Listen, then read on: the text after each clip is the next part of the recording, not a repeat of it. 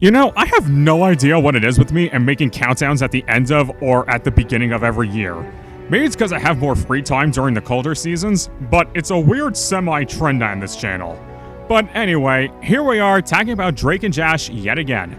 In case you're new to this channel, or you just ignore everything I say, Drake and Josh is my favorite Schneider's Bakery show, with iCarly being second. There's really nothing to it. Drake and Josh is a funny show with good characters, and it's good at what it does. Usually. Hell, I even said that in my least favorite list that most of the episodes I didn't like weren't even all that bad. But let's be real, you're not here to listen to me repeat myself. You want to know which episodes are my favorites. So, if you're ready, we're counting down the top 10 best episodes of Drake and Josh.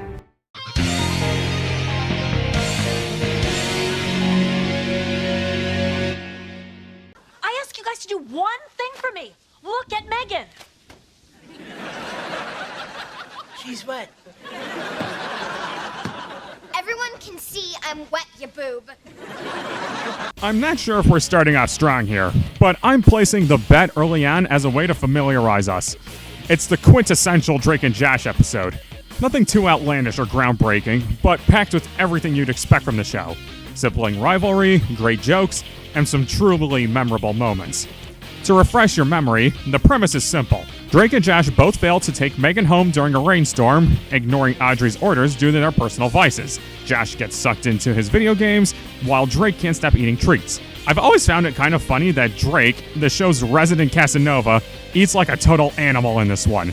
You'd think someone so image-conscious would show a little restraint, but nope, dude eats like he hasn't seen food in days.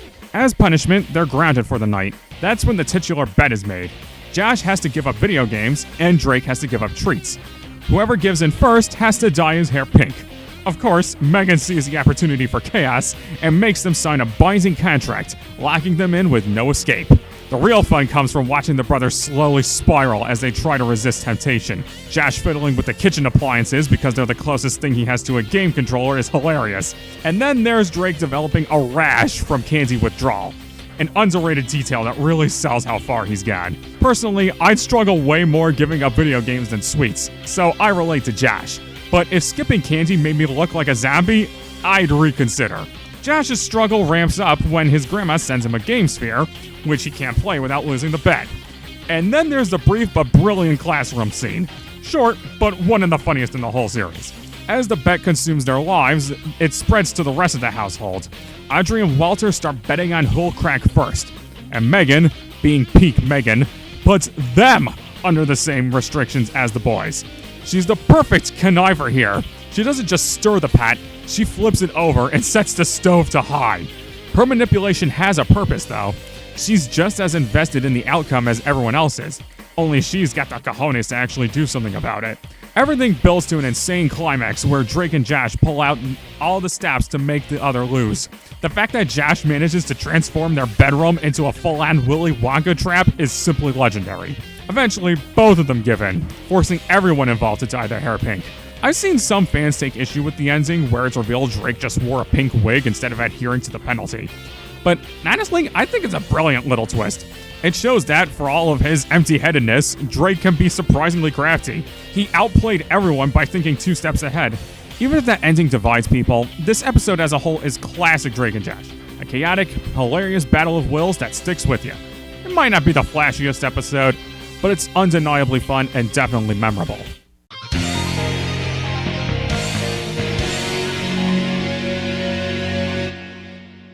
What are you doing? I'm trying to write a song, but I can't find a word to rhyme with orange. Can you think of anything? Yucca! Okay, you have serious rhyming issues. You know what's weird? Drake and Josh has done 3 wedding episodes. For some reason, that was a theme that the writers liked returning to varying levels of success. And in an even weirder twist of fate, another one of those episodes ended up on one of my lists. But this time, we're not taking a hammer to it. You don't watch The Wedding if you want to have a good time watching Drake and Josh. You watch We're Married. In this episode, Josh's pen pal Yuka visits him from a fictional country called Eudonia, which I'm sure is an XP of some Eastern European country that I can't seem to pinpoint at the moment. However, things don't quite go Josh's way, as Yuka ends up liking Drake more. And since Yuka is hot, Drake takes a liking to her as well. This obviously upsets Josh, and Drake agrees to keep his distance. But when they hear that Yuka is feeling homesick, Josh arranges a ceremony to make her feel welcome. Unbeknownst to him, though, the ceremony he put together was a wedding, and he unwittingly marries Yuka off to Drake. Strangely enough, Yuka is surprisingly cool with the idea of being married so young. I can only assume it's normal for her culture, seeing as her dad says he became a billionaire when he was 19. Speaking of that, Drake tries to get out of the marriage, but things get more complicated when Yuka's parents visit. Drake suddenly changes his tone on the whole thing when he learns her parents are billionaires. But just as Drake is about to revel in marrying into money, Josh tricks Yuka's parents into thinking they ate goat meat. And since goats are to Udonians as cows are to Indians, they get angry and the marriage is annulled. Drake is sad about it, but it was his idea and he had no idea what he'd be getting into anyway. The whole episode had great comedy, but this scene in particular does have quite a few gems of its own. Not only is Bosha a fun thing to interject with, but I'll never forget, "You serve us goat balls?" for as long as I live. Beyond the comedy, I like that this is an episode where Drake loses for good reason. While it was Josh's fault that he got Yuka and Drake married due to his own ignorance, Drake deserves some comeuppance for stealing Josh's friend from him and attempting to actually stay married to Yuka for her money. I'm sure someone out there might try to spin this as a Drake torture porn, but it's really not. And if it is, I sure don't see it. Oh, and fun fact, Ik Glakma makes an appearance in an iCarly episode. It's very blink and you'll miss it, but I appreciate the callback nonetheless. So just make sure to see that movie if you don't want to be an organ donor before your 17th birthday.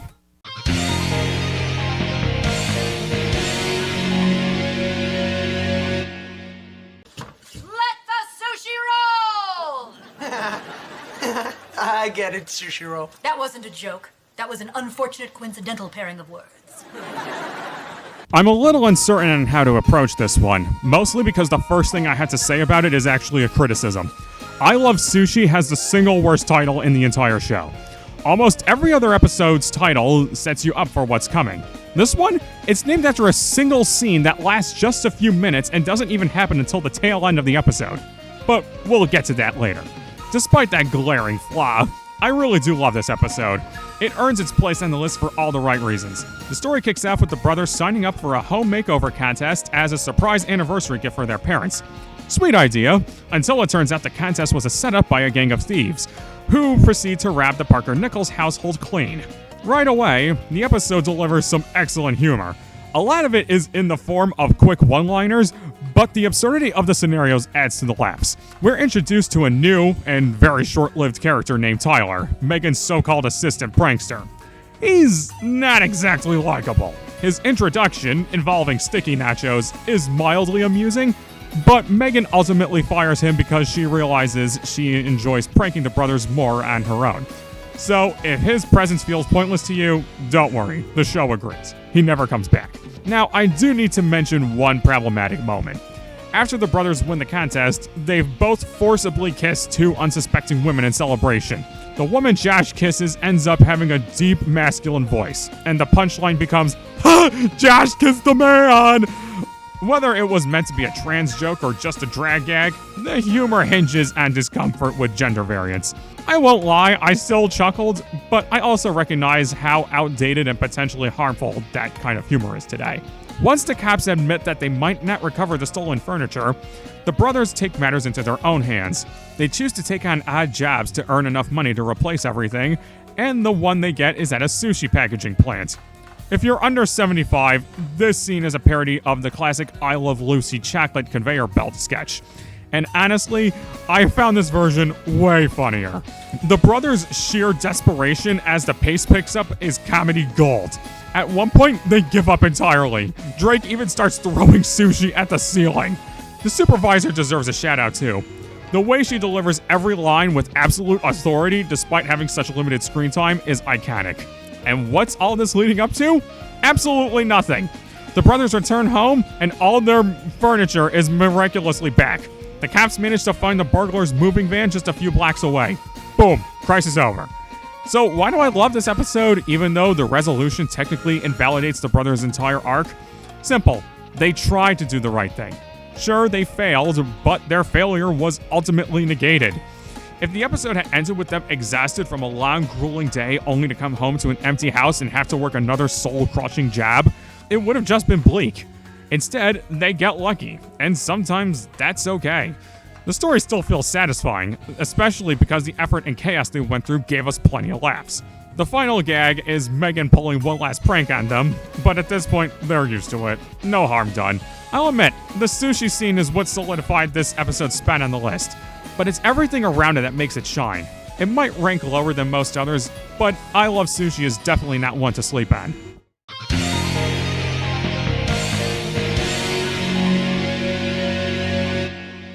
This is like the nicest present anyone's ever given me. Least you could do is act like you care. Dude, this is a news report about the Demonator.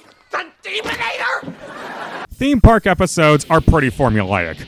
Most of the time, they involve the main characters getting on giant roller coasters that they're scared of or are too short to ride. The Demonator does not have those problems. In fact, it does something a bit more different. The story here is that the brothers want to ride this new roller coaster called the Demonator, which is an obvious XP for King Taka, going by the way Drake describes it. The ride was initially set to open tomorrow, but by total surprise, the park decides to open the roller coaster tonight. So they get ready to go on it, but their hopes are dashed when their parents force them to watch over Josh's great-grandfather Papa Nichols, who is recovering from surgery and is heavily sedated, while they go to an awards ceremony. Of course, given their mischievous tendencies, this doesn't stop them, as Drake dupes Craig and Eric into supervising him while they go to Mystic Mountain. Megan joins the brothers too, as if she'd ever miss that rodeo. Unfortunately for them, the line to ride the Demonator is massive, and every time it seems like they're making progress, something holds them up. First, Josh needs to piss, and when he tries to regroup with Drake and Megan, he gets busted for cutting the line, causing all three of them to get sent to the back and holding them up for another 2 hours. Then he gets involved in a fight with the mascot. Then Megan sells him and Drake out so she can stay where she is. I guess in her defense, she had literally nothing to do with that. Meanwhile, Papa Nichols wakes up under Craig and Eric's watch and assumes they're Nazis who've captured him, so he's obviously having a dementia spell. The hijinks that ensue are perfect. That's really all I can say about that. The way Papa Nichols is able to move around like he's still in his 20s and muscle around Craig and Eric all night is the exact kind of zaniness I'd expect from this show. What makes this one of my favorites is that this is one of those times where the brothers' victory doesn't have a price. They go through hell just trying to ride the Demonator, and not only do they do that, they even manage to make it home before their parents. Even Megan isn't really bad here. Yeah, she does get them sent to the back of the line in that one scene, but that's really the only thing she does to them. I'm sure someone out there would take issue with the fact that the brothers get away with disobeying their parents and abandoning their great-grandpa, but after something like I Go Nuclear, I much prefer this.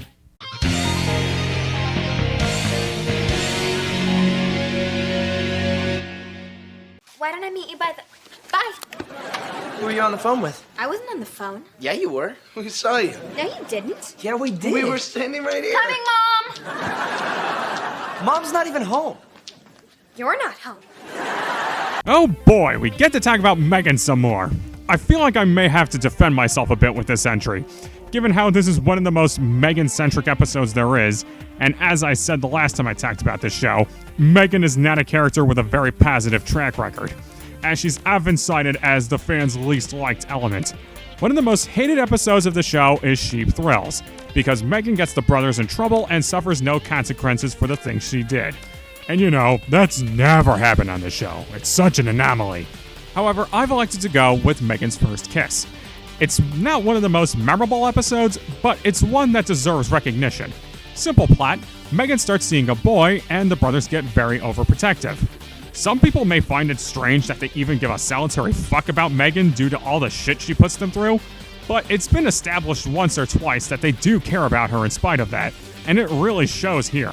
First, they ruin her movie date with Corey, and he decides he can't see her anymore if they're just gonna be this overbearing. This reasonably upsets Megan, and here's why I feel sympathetic towards her. Megan does a lot of crazy shit to the brothers, but she's never gone as far as to ruin something important to them. Think about it. Has Megan ever ruined either Drake's or Josh's relationships? No, she hasn't. She just wants to annoy them. Another thing is, you don't hate the brothers either. They aren't being malicious, their big brother instincts just kicked in, and they had to act out on them. They do try to get Corey to take Megan back, but not before stealing some of their stuff. So yeah, they're definitely trying to show that Corey isn't that great of a guy. And this all gets confirmed when Josh finds Corey at the premiere with a girl named Monica, who he's been dating for a month.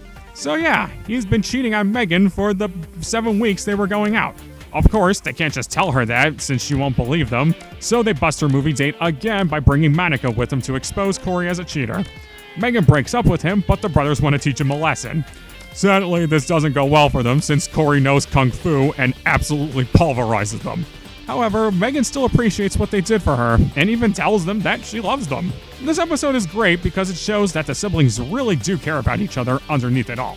I should also mention that it's very funny, but that kind of comes with the territory. Overall, this episode is a prime example of how to humanize your antagonist correctly, instead of just saying they can be nice sometimes and leaving it at that.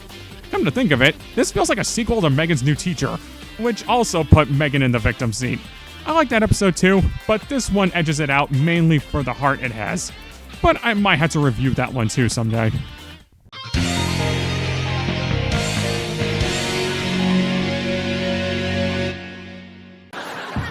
How you doing? My name's Drake. I was just wondering if maybe you guys...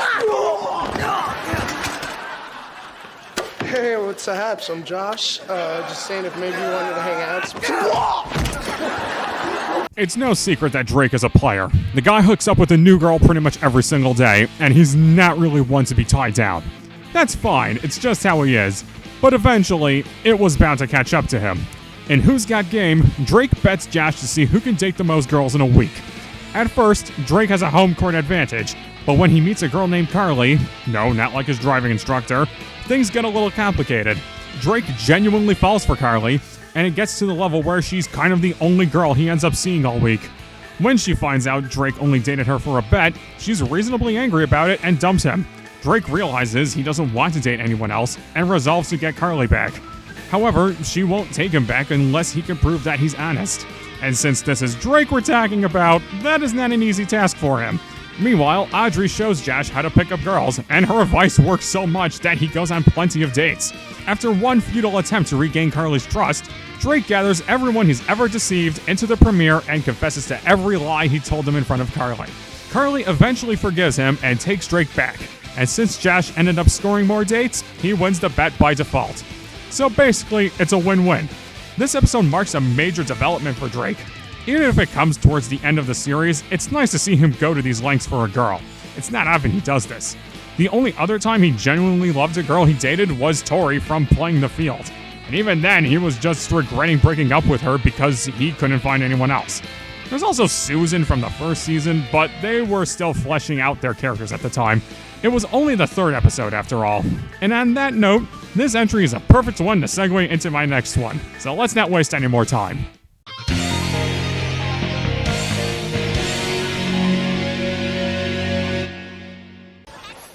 Can I please take a break? You will take a break when Dora finds her way to that banana tree. Come on, Dora, it's right over there. Obre los ojos. Come on. One thing you should know about me is that I tend to make mistakes in my videos, and here's my chance to rectify an important one. In my least favorites list, I stated that Season 4 had a weird fascination with battle episodes, and then I neglected to mention the most important one, the storm. I don't know why I was so harsh on that element of the wedding, because it being a battle episode is hardly even a point against it. When a battle episode is done right, this is what you get.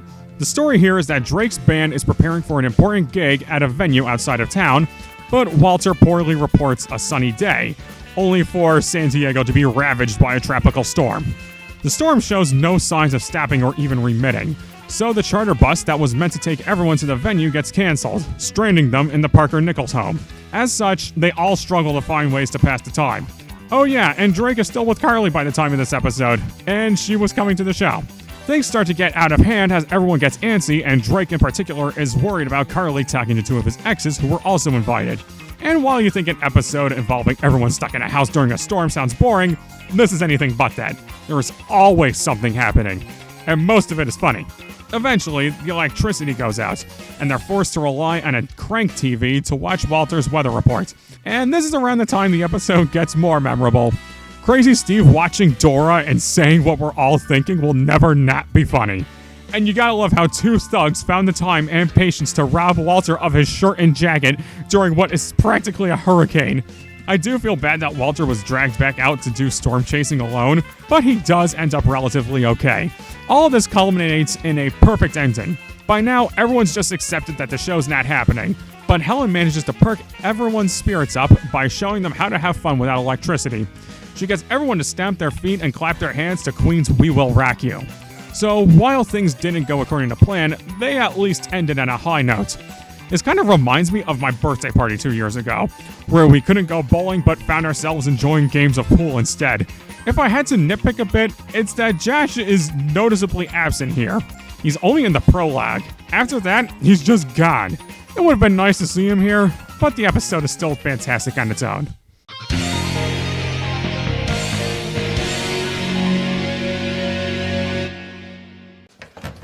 Dude, it's been like 5 days. When are you gonna stop being mad at me? I told you I'm not mad at you. I'm done with you. Josh, I mean it. This show is mainly heralded for its humor, but not enough people acknowledge how good it is at doing drama. And this is quite possibly the most dramatic episode. It's also the most predictable one. I don't mean that it's formulaic, I mean that an episode like this makes the most sense in context. The premise of Josh is Done is that Josh gets fed up with Drake's selfish ways and disowns him almost entirely. Now, the episode has a reputation of being depressing, and I really don't think it's earned. Sure, it does get that way toward the end, but it's more heavy on the drama than an outright tearjerker. And while they have no need to justify this episode's premise even further, they managed to up Drake's selfishness here. He blows off Josh twice, and once was for an important exam that he caused him to miss. Of course, since this is Drake we're talking about here, it doesn't sink in with him right away that Josh is serious about disowning him, and he futilely attempts to make Josh get over himself. But Josh stands firm in his resolve. Even better, Josh's life significantly improves without Drake constantly stressing him out. He becomes more sociable, his rash disappears, and he gets more respect at work. On the flip side, Drake's life worsens, as it becomes apparent that he's relied on Josh for so much. And here's the important part. Josh makes it clear that he's not angry or vengeful. He's just done. He's not doing this to teach Drake a lesson. He's only putting himself first after years of compromising his life to meet Drake's lackadaisical attitude. Drake refuses to believe that Josh is better off without him, but even Megan is unable to deny that he is. Believe it or not, this episode comes full circle. During chemistry lab, Drake is paired up with Clayton after Josh replaces him with another lab partner. Clayton is an admittedly uncomfortable portrayal of a disabled person, but back on track. Drake messes up their experiment because he can't understand him and is forced to take a disinfection shower. This causes Drake to surrender and gives a powerful apology to Josh in front of everyone. Drake Bell's acting here is commendable to this day, and this scene almost makes me forget I'm watching a TV show. Best part about this scene is that after Drake apologizes, Josh doesn't immediately forgive him. Of course, the episode ends with the brothers reuniting, but there was still a moment of ambiguity, if even for a moment, that whether or not Drake was truly worthy of forgiveness. After all, they remind everyone that Drake only feels bad when something he wants gets taken away from him, so he gets deconstructed here, more so than ever before. And it's done in a way where when Josh lets Drake back into his life, you feel it's earned. I also relate to this episode a lot more now, since I have my own experience of cutting a narcissist out of my life and feeling so rejuvenated in the days that followed. My life didn't turn around like Josh's did here, but I'm better off than where I was, and that's good enough for now.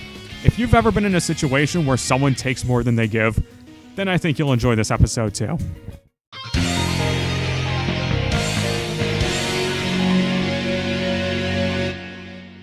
Hey, didn't you win last year? Actually, He won last year and the year before. That's 2 years in a row. And when he wins this year, that'll be a three-peat. do I know you? No. I love you. Bye. Here's a predictable entry. Quite possibly the most predictable entry on this list, actually. It's no secret that Drake and Josh butt heads a lot, as in they do it literally all the time. But when they work together, man, do they make an excellent team. And Blues Brothers is quite possibly the pinnacle of that. In this episode, Josh is invited to join Walter to be on TV to help do a weather forecast as part of Bring Your Kid to Work Day. At first, he's really excited about it, but Megan gets in his head about the possibility of him embarrassing himself on live TV. And as per Murphy's Law, what can go wrong does. And Josh has a nervous breakdown. Quite a serious one, too. Afterwards, Josh can't go anywhere without being made fun of for it, and he's unwilling to even show his face in public.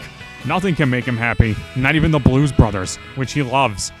As for Drake, he's preparing with his band for a talent show when he's confronted by his rival Hewitt, who will also be performing. Things get even worse when Hewitt steals Drake's song at the night of the show, leaving him without options. His only hope is for Josh to join him in a surprise performance. Josh initially refuses, but soon he comes to the rescue to join Drake for a cover of Soul Man, causing them to win to the sound of roaring applause. There isn't much I can say here. This episode's fantastic. It's a great lesson in conquering your insecurities, and it's always nice to see Josh get what he wants. Sure, Megan doesn't face any consequences for screwing with Josh's head, but that hardly matters. What's important is the final product. Also, I don't know about you guys, but this is how I learned of the Blues Brothers. In fact, I thought they just made them up for this episode. It kind of feels weird how this is the penultimate entry and I have so little to say. But in a way, that's the beauty of the episode. It's straightforward and simple, but still managed to be one of the best. Really goes to show, sometimes less is more.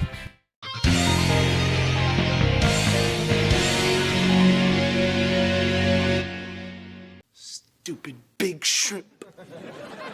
It's all your fault.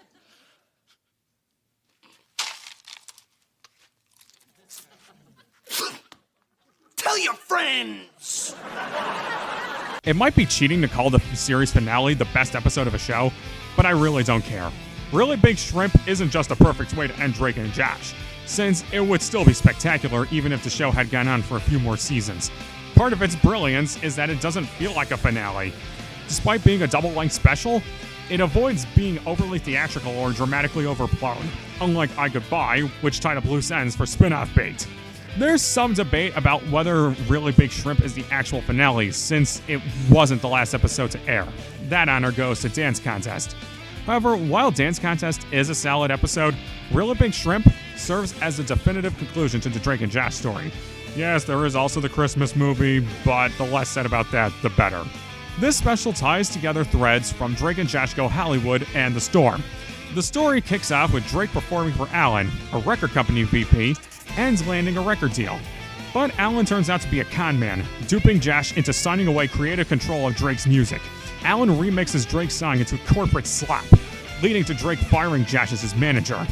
Meanwhile, things go downhill for Josh. Mindy, who he's still broken up with, becomes the assistant manager at the premiere, much to his annoyance. Interestingly, Josh is the real catalyst of the episode. His actions drive the plot more than Drake's.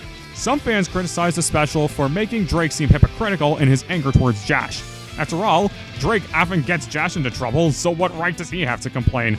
To the special's credit, Josh calls this out, but I don't see it as a major issue. For one, Josh is supposed to be the smart one, and even Drake thinks it was ridiculous to sign a contract without reading it. If Drake thinks you've done something dumb, it's time to reevaluate. Plus, Drake already apologized for everything Josh has done. His payback warranty has expired. Josh, desperate to fix his mistake, pulls one last gambit. He switches Alan's terrible mix with the original track before it airs during a Super Bowl commercial. The plan works, but Alan threatens legal action since Josh violated their contract. Thankfully, the record label president fires Alan and signs Drake to a new deal, with Josh promising to read the fine print this time. The takeaway? Breaking the rules is fine if it's profitable, the good old-fashioned American way. With Drake's storyline wrapped up, the special shifts to Josh. Mindy reveals she took the Jap at the premiere to be close with him again, and regrets their breakup. Later, at Helen's wedding, Josh and Mindy reconcile, and Helen promotes Josh to manager after Mindy quits. The special ends with Drake performing Makes Me Happy, followed by a fun callback to The Amanda Show as an epilogue. Everything about Really Big Shrimp encapsulates what made Drake and Josh great. Zany hijinks, sharp humor, and heartfelt drama worth investing in. It's the perfect send-off for the brothers, and the show as a whole. At least, that's how I see it. And that does it for this list. Do you agree with my picks? What are your choices for the 10 best episodes of the show? Leave a comment if you like, and be sure to tune in next time. Thanks for watching. This is the Nihilistic Snake slithering out of here.